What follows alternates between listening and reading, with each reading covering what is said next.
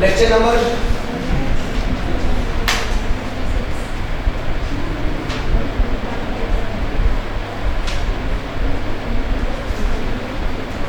56 और ये है सी।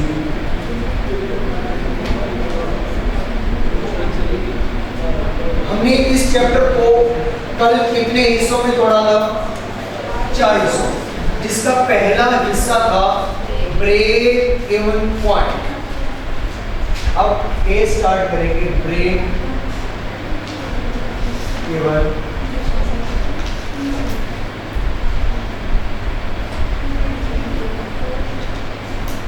अब ब्रेक इवन पॉइंट का मतलब क्या होगा? प्रॉफिट और लॉस इक्वल हो, नो लॉस नो प्रॉफिट, के प्रॉफिट भी ना हो और लॉस भी ना। ये तो एक सिचुएशन बनी है ना। ब्रेक इवन पॉइंट क्या है? ये तो ब्रेक इवन पे होगा। एक सिचुएशन आ गई कि अगर ये दिखेगा तो कह देंगे ब्रेक इवन पॉइंट है, लेकिन ब्रेक इवन पॉइंट पे लाएंगे कैसे? या ब्रेक इवन पॉइंट आएगा कैसे? इतनी सेल्स करें वॉल्यूम में और इतने रुपए की सेल्स करें कि आपके पास कोई भी किसी किस्म का लॉस ना आए और कोई प्रॉफिट भी ना आए। इतने यूनिट्स की सेल करें कि आपको कोई प्रॉफिट कोई लॉस ना हो, तो उसको कहते हैं ब्रेक इवन पॉइंट। अब ब्रेक इवन पॉइंट एक लेवल है जहां पे नो प्रॉफिट नो लॉस। ये ब्रेक इवन पॉइंट एक लेवल है जहां पर कोई प्रॉफिट कोई लॉस नहीं होता। ये बिजनेस अपनी सेफ्टी के लिए एक पहले यूनिट्स निकाल लेता है कि अगर मैं एक यूनिट इतने का बेचूं तो बताएं मैं कितने यूनिट्स बेचूं कि मेरे सारे खर्चे पूरे हो जाए, मुझे कोई लॉस ना हो, मैं लॉस से बच जाऊं, प्रॉफिट भी ना हो लेकिन मैं लॉस से बच जाऊं। मुझे कितने यूनिट्स बेचने हैं, वो यूनिट्स जो हम निकालेंगे या वो रेवेन्यू जिससे वो खर्चे पूरे किए जा सकते हो वो निकालेंगे, तो वो क्या कहलाएगा? Break even point. ये जानना इसलिए जरूरी है कि हम सेफ साइड पे रह सकें, हमारा बिजनेस कहीं तबाह ना हो। जैसे अगर हम छत पे वॉक कर रहे हों तो तमाम घरों की छतें ऐसी होंगी कि उनको बाड़ लगा दी जाए या लगी होगी, अगर बड़ी नहीं तो कम से कम एक फीट की तो जरूर लगी होगी कि भाई इससे आगे खतरा, इससे आगे नहीं जाना, वहां तक रहना है। तो अगर तो आप वहां तक जाएंगे तो खतरे से बचे रहेंगे, और अगर आगे गए तो लॉस, पीछे रह गए तो भी लॉस। उस पॉइंट पे जाना है, उस पॉइंट तक आएंगे तो हम कहेंगे कि अब हम टोटली सेफ हैं अभी तक, और अगर एक ही स्टेप आगे चला गया तो ऐसे ही वो पॉइंट इसमें हमने तलाश करना है कि कितने यूनिट्स हम बना के बेचें या बने हुए खरीदें और उनको बेचें, कितने यूनिट्स बेचें कि हम ब्रेक इवन पे रहें। ब्रेक इवन किसकी level? Break even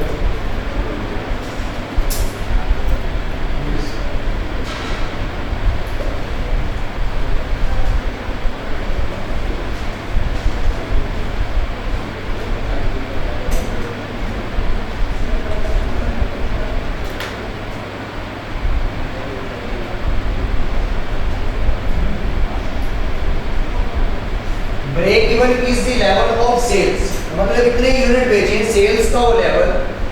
break even is the level of sales at which, पहली situation, profit is equal to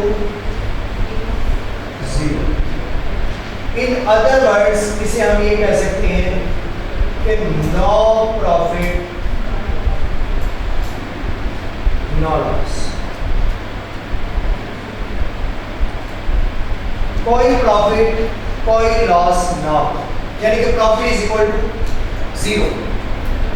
दूसरी सिचुएशन,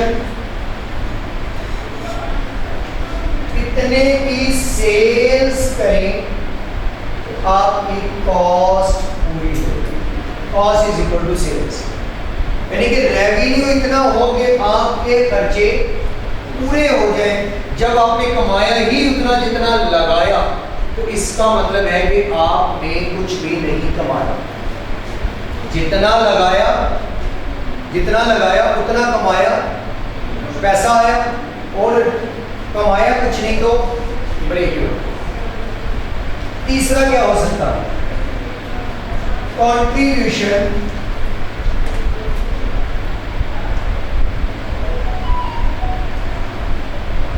और ये टोटल कंट्रीब्यूशन इतना हो कि टोटल फिक्स्ड कॉस्ट को पूरा कर।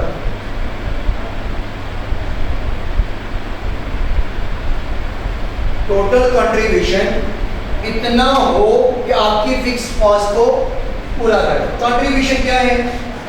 जो एक यूनिट को बेच के पैसा कमाया जाएगा, यानी कि selling price minus variable cost. अगर पर यूनिट है तो कंट्रीब्यूशन पर यूनिट निकलेगी।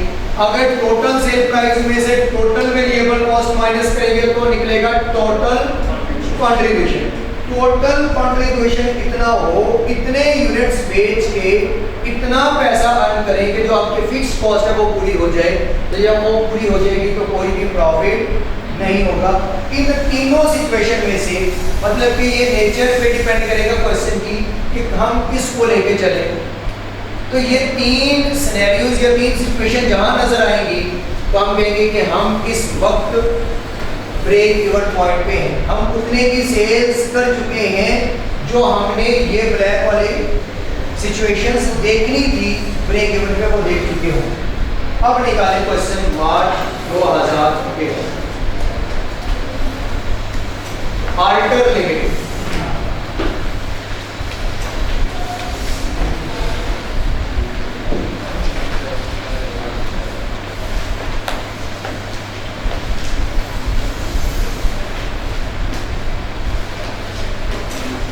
आल्टर लिमिटेड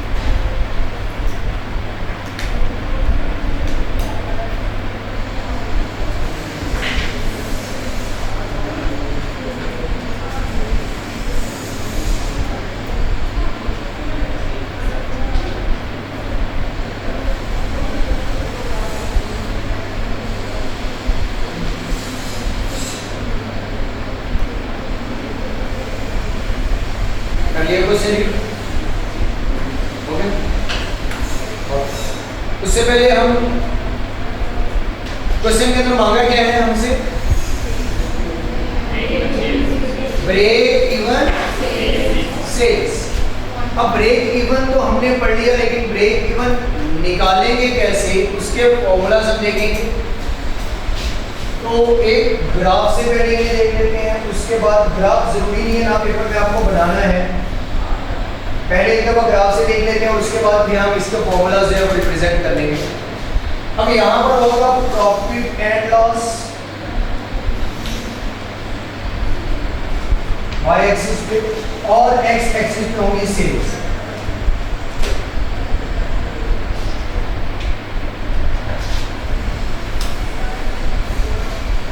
अब यहां पर हम कुछ ना कुछ यूनिट्स बेच रहे हैं, लेकिन अगर हम जीरो पे देखें तो यहां प्रॉफिट या लॉस, यूनिट्स तो बिक रहे हैं, या कोई दो बिके होंगे, 3 4 5, ये सेल्स है एक्स एक्सिस पे, तो यूनिट्स यहाँ कुछ ना कुछ तो यूनिट्स बिक रहे हैं। लेकिन अगर आप स्केल में जाएंगे तो वाई एक्सिस यहाँ पर क्या है, लॉस, नेगेटिव है। ये वाला एरिया कितना किसका होगा, लॉस, ये वाला एरिया कितना लॉस का होगा। बेसिकली ये लॉस होगा नहीं, बेसिकली ये लॉस नहीं होगा। ये यूनिट्स जो बेच के आप इस पॉइंट तक पहुंचे जहां पर प्रॉफिट जीरो और कोई ना कोई सेल है, ये वाला पॉइंट क्या कहलाएगा, ब्रेक इवन। अब इस ब्रेक इवन पॉइंट से पहले भी तो सेल्स हो रही थी, लेकिन कोई पैसा आ नहीं रहा था, प्रॉफिट में अभी कहीं नजर नहीं आ रहा। लेकिन ये एक तरह का लॉस है जो कि जीरो से नीचे, अगर अब जाएगा पॉजिटिव में तो हम कहेंगे प्रॉफिट है, अगर नीचे है तो वो नेगेटिव है। तो यहाँ पर ये जो बेच के पैसे आ रहे थे, या ये यहाँ से यहाँ तक का जो गैप उसने ब्रेक इवन से पहुंचने तक कवर किया होगा, ये वाला गैप होगा टोटल फिक्स्ड कॉस्ट। यानी कि जो उसने चीजें बेच के ब्रेक इवन तक पहुंचा है, तो फिर उसने कौन सा एरिया कवर किया होगा, जो कमाई की वो ये सारी कमाई टोटल फिक्स्ड कॉस्ट करते करते वो जीरो तक आया। अब ब्रेक इवन तक आया तो यहाँ पर कुछ यूनिट्स की सेल्स होगी स्केल पे, और प्रॉफिट क्या है, जीरो का, कोई प्रॉफिट नहीं, तो ये पॉइंट आ गया ब्रेक इवन। अब यहाँ पर इससे अब हम जाएंगे तो पॉजिटिव वैल्यूज भी आएंगे और सेल्स भी बढ़ेगी, तो ये वाला फेज भी किस चीज का होगा,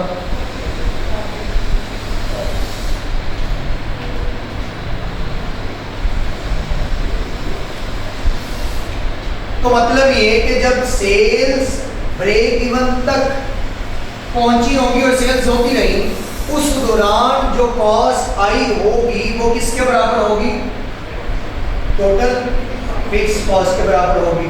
उसके बाद जब सेल्स आपका प्रॉफिट जीरो है लेकिन फिर भी कोई सेल थी, तो वो वाले क्या होगी, ब्रेक इवन वाली सेल्स। और फिर अगर सेल्स कर रहे हैं और प्रॉफिट शो हो रहा है, तो मतलब आप प्रॉफिट में जा रहे हैं, ब्रेक इवन को आप क्रॉस कर चुके हैं।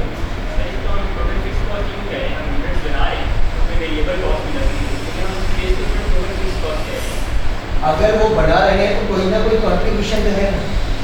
अब वो पैसा लगा के जो वो इधर से इधर तक कवर किया होगा, वो कौन से वाला कवर हुआ होगा, सिर्फ फिक्स वाला, क्योंकि कंट्रीब्यूशन जितना कमाया वो सारे का सारा कहाँ चला गया, फिक्स कॉस्ट में चला गया, उसे कुछ नहीं बचा। तो जब कुछ नहीं बचा तो हम कहेंगे ब्रेक इवन से आने से पहले जितना भी सेल्स करके पैसा कमाया, वो पैसा जो था वो कोई लॉस नहीं था, बेसिकली वो टोटल फिक्स कॉस्ट को पूरा किया, वो नुकसान नहीं। अब ब्रेक इवन के फॉर्मूलास,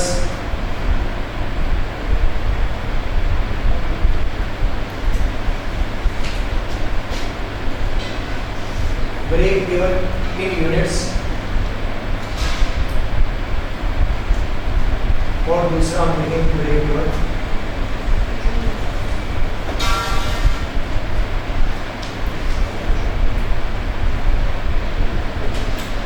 रेवेन्यू। अब ब्रेक इवन यूनिट्स का अगर फॉर्मूला देखें तो break even unit is equal to, अभी हमने बात की इसमें जो आपके पास होगा ब्रेक इवन के यूनिट्स या सेल्स जितनी करनी है, प्रॉफिट जीरो के बराबर होना चाहिए, या सेल्स कॉस्ट के बराबर होनी चाहिए, या contribution per unit fix cost के बराबर होनी चाहिए। तो हम ये वाला फॉर्मूला इस्तेमाल करके ये वाला बनाएंगे।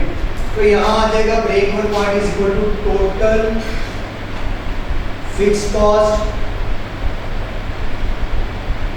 डिवाइडेड बाय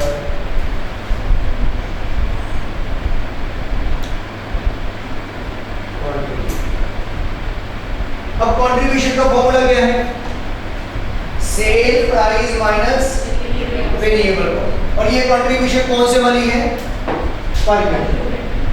क्योंकि हम अगर एक यूनिट से कमाने वाली कंट्रीब्यूशन से टोटल को डिवाइड करेंगे तो ही हमारे पास यूनिट्स में आंसर आएगा।